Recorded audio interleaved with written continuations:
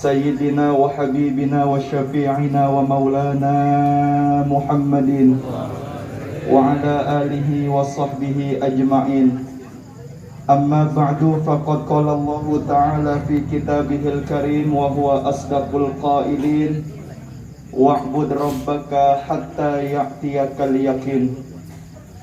Al-mukarramun, para alim, para kiai, para asatidz, para hujjaj, para orang tua, tokoh masyarakat yang sama kita hormati, kita muliakan guru kita bersama Al-Mukarram Dr. Kiai Haji Mulyadi Effendi, guru kita Al-Mukarram Ustadz Burhan Ubaidillah, Ustadz Haji Ahmad Maulana, Ustadz Marzuki Na'an, Ustadz Taufik Husain, para guru-guru, para ustadz, ada Ustadz Muhtadin, Ustadz Ubaidillah, Ustadz Ujang, dan para guru-guru yang lain yang hadir begitu banyak malam hari ini. Mudah-mudahan guru-guru kita yang hadir panjang umur, sehat walafiat.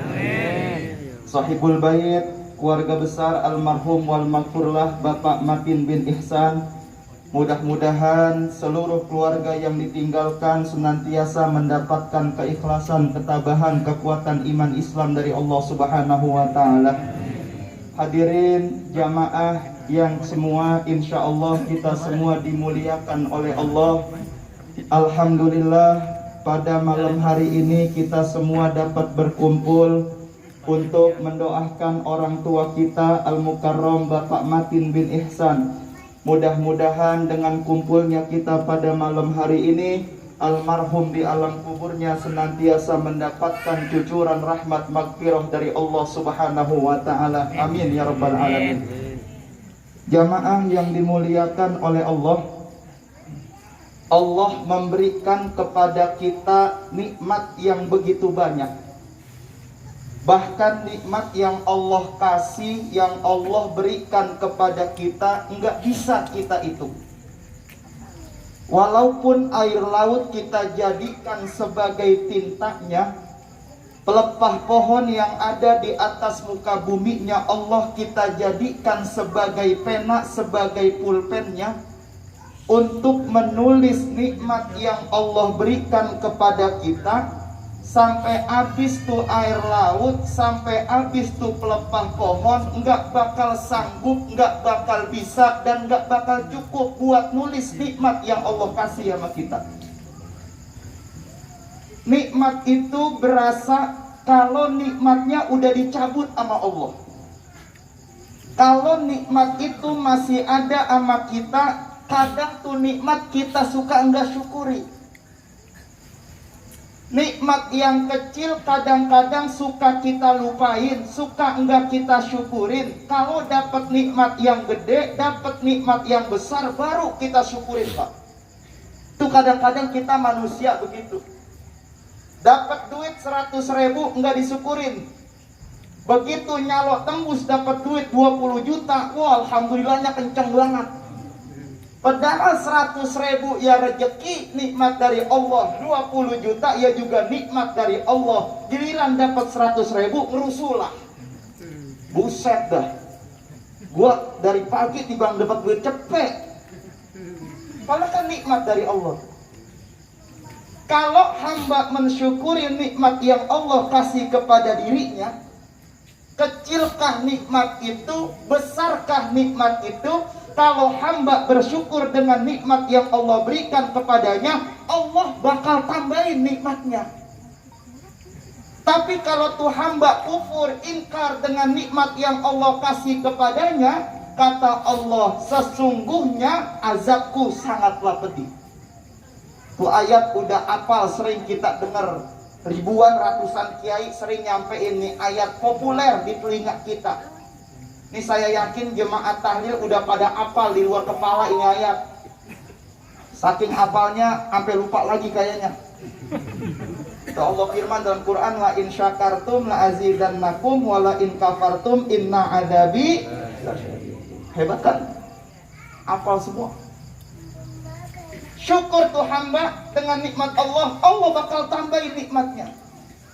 Tapi kalau tuh orang kufur, ingkar dengan nikmat Allah, azab Allah sangatlah pedih. Maka saudara yang dimuliakan Allah, syukuri nikmat yang telah Allah berikan kepada kita. Kecilkah itu, besarkah itu, syukuri nikmat yang telah Allah kasih, yang Allah berikan kepada kita. Tuh nikmat ntar berasa kalau udah dicabut, Pak. Berasa nikmat sehat kapan? Kalau kita lagi sakit. Kalau kita lagi sehat begini nih, kita kadang-kadang lupa sama nikmat Allah, Pak. Tapi begitu kita sakit, kita baru ngomong, oh ternyata nikmat sehat itu berharga banget. Saya pernah sakit waktu itu, Pak. Diam dulu, bukan yang kemarin. Kalau yang kemarin belum saya ceritain, tadi dulu ada babnya masing-masing. Saya dulu di sebelah kiri dada saya tuh, Pak, ada celekitan kayak ditusuk jarum. Saya khawatir dengan kesehatan jantung saya. Saya berobat 5 rumah sakit. Mulai dari yang swasta sampai rumah sakit negeri, rumah sakit angkatan. Saya nggak mau rumah sakit yang biasa, saking saya takutnya harus nyari rumah sakit yang grade-nya A. Terakhir saya berobat di RSPAD Gatot Subroto. 5 rumah sakit yang saya berobat sepakat. Jantung saya ternyata nggak ada gangguan apa-apa, sehat. Saya di EKG, di treadmill, di echo namanya. Sehat tuh, Pak, jantung saya. 5 rumah sakit yang ngomong sehat, nggak ada gangguan, nggak ada masalah. Saya tanya dong, kalau jantung saya sehat, kenapa dada saya ada celekitan begini, kayak ditusuk sama jarum? Ternyata tuh dokter ngomong begini, Pak, analisanya. Ternyata di sebelah kiri ada celekitan tuh bukan dari jantung, dasarnya sebabnya dari asam lambung. Asam lambung naik sampai ke dada itu menimbulkan celekitan karena ada tekanan di jantung. Begitu kata dokter, Pak. Makanya saya dipesan banget sama dokter saya, diwanti-wanti, saya kagak boleh telat sama makan. Kalau makan telat naik asam lambung saya. Saya biasa makan malam jam 9:30. Pas berarti nih. Saya nggak boleh telat, kalau telat bahaya. Asam lambung saya naik 2 tahun berobatnya. Terus terakhir saya khutbah di rumah sakit Polri. Saya konsultasi sama dokter jantung, dia ngomong begini sama saya, Pak. Ustadz, kalau Ustadz khawatir dengan kesehatan jantung Ustadz, coba jalanin saran saya dah. Apaan, Dok? Coba Ustadz ngopi. Kalau bisa kopinya jangan dipakai gula, pahit kopinya. Makanya saya turutin tuh dokter tuh. Karena kopi pahit itu, Pak, orang yang ngopi walaupun sehari cuma 2 sendok itu bagus buat kesehatan jantung. Makanya orang tua dulu ngerokoknya saya liatin kuat-kuat, bako merokoknya. Kenapa pada sehat? Karena kopinya kuat juga. Makanya orang yang ngerokok itu timpalannya kudu ngopi. Sebab kenapa? Di rokok ada nikotin, di kopi ada kafein. Itu nikotin bakal larut sama kafein. Makanya orang yang ngerokok kudu ngopi. Dengerin nih. Banget teh. Itu nggak larut ntar nikotinnya. Jadi orang yang ngerokok kudu ngopi supaya apa? Supaya larut tuh nikotinnya. Jadi orang yang ngerokok kudu ngopi. Ada juga orang di kampung kita ngopi doang, ngerokoknya kagak. Nah itu namanya tolol. Goblok tuh. Ngopi doang, ngerokok kan asem-asem juga mulutnya. Mendingan minum air putih biar sehat. Ada yang ngopi doang ada di sini. Nah, karena saya ngedengerin begitu, Pak. Kalau 2 sendok aja bagus buat kesehatan, saya minum sehari bukan 2 sendok, tapi saya minum sehari 8 gelas. Kalau 2 sendok aja bagus, bagaimana 8 gelas? Oh ternyata benar, segala sesuatu yang berlebihan tidak akan menimbulkan kebaikan buat kita, Pak.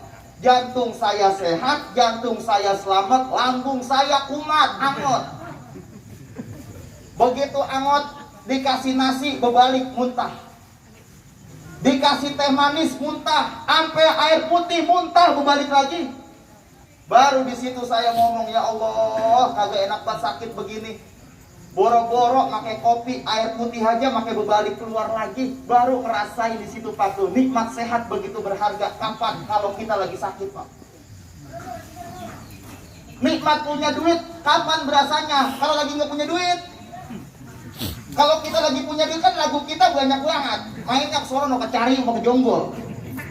Asal turun dari mobil, tanah apa jadi tawar, balik pelak pinggang. Orang tanah berjual apa enggak bang? Duit ngantongin di bang 200.000, tanah orang siapa jadi tawar sama dia. Betawi lagunya memang begitu Pak. Betawi mah yang penting nyor dulu, urusan tekor ntar belakangan. Lihat aja orang kita kalau ngadat, lu yang macam-macam sama gue Jawa ya. Emang apa lu gue bayarin pakai apa duitnya kagak. Orang kampung kita kan timbang adat doang begitu. Itu nikmatnya punya duit. Kalau kita lagi nggak punya duit. Kemarin sebelum corona lagu kita banyak banget. Begitu corona yang dagang dagangannya sepi, yang kerja kerjaannya dirumahin. Akhirnya duit kagak megang, duit kagak punya, stres. Duit nggak ada, baru tuh dia nikmatin kemarin, ya Allah nggak enak banget sekarang nggak punya duit. Tuh berasa tuh kalau dicabut sama Allah. Yang terakhir, jangan sampai kita ngerasain Pak. Jangan sampai kita ngerasain nikmatnya hidup. Kapan kita ngerasain nikmatnya hidup? Kalau kita ntar udah pada mati Pak. Baru kita nyesel di situ. Kita ngomong tuh, Rabbi laula akhartani ila ajalin qarib fa asaddaqa wa akum minas salihin. Ya Allah, kasih saya kesempatan hidup ya Allah. Sebentar ya, sedetik aja sedetik. Kalau saya dikasih kesempatan hidup lagi, saya bakal jadi orang yang benar, saya bakal jadi orang yang soleh, saya bakal sedekahin harta saya mau ngaji ke masjid, saya mau jamaah ke masjid, saya mau puasa, saya mau baca Quran. Baru kita ngomong begitu Pak, malaikat sewot dari belakang, didepak sama malaikat, Maren kemana aja lu? Kaki kuat jalan, kagak mau ke masjid, tangan kuat ngerobong, gak mau sedekah, mata bisa melihat, kagak mau baca Quran, sekarang udah mati ngomong begitu. Peribahasa ngomong nasi udah jadi bubur, kagak bisa balik lagi jadi nasi, nikmatin tuh apa adanya. Maka mumpung kita belum nyesel Pak, mumpung Allah kasih kita hayat masih dikandung badan, manfaatkan sebaik-baiknya untuk kita beribadah pada Allah Subhanahu wa Ta'ala. Nabi sabda, yamutul mar'u ala ma asya'alih wa yub'atsul mar'u ala ma mata alaih. Matinya seseorang itu tergantung kebiasaannya.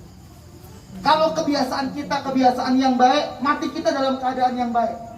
Kebiasaan kita ibadah, mati dalam keadaan ibadah. Tapi kalau kita sering maksiat, kita sering jauh dari Allah, maka mati kita pun dalam keadaan jauh dari Allah Subhanahu wa Ta'ala. Nauzubillah summa nauzubillah. Oleh karena itu saudara yang dimuliakan Allah, jadikan ini nasihat buat kita semua agar kita bisa memperbaiki amal ibadah iman takwa kita kepada Allah Subhanahu wa Ta'ala, agar ketika kita mati nanti, mati kita dalam keadaan husnul khatimah. Amin ya rabbal jamaah. Itu aja yang saya sampaikan karena masih ada guru kita Dr. Kiai Haji Mulyadi Effendi. Saya baru sehat-sehatan dikit karena Ustadz Ombi yang punya acara. Saya keluar juga dari pertapaan saya. Saya kemarin bertapa 14 hari.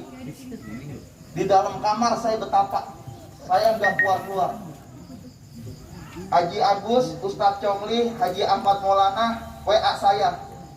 Saya mau ngejemuk sakit ke rumah. Jangan, saya kata gitu. Gak usah pakai ngejemuk. Udah cukup. Saya lagi mau mendekatkan diri kepada Allah. Kenapa? Iya. Kalau swab masih rasa positif kali. Iya, kalau dicolok-colok tuh hidung tuh. Iya. Maka doain saya, guru-guru yang lain yang hadir malam hari ini biar pada sehat panjang umur Pak. Karena setiap hari kabar duka ada di handphone saya. Kemarin almarhumlah Kiai Haji Amin Nur. Tadi Kiai Haji Abdul Rashid Abdullah Syafi'i. Kiai-kiai kita, ulama-ulama kita, ilmu udah mulai diangkatin dari dunia ini Pak. Maka doain guru-guru kita yang masih ada biar pada panjang umur, biar sehat, biar bisa ngebimbing kita fid dunya wal akhirah. Amin ya rabbal alamin.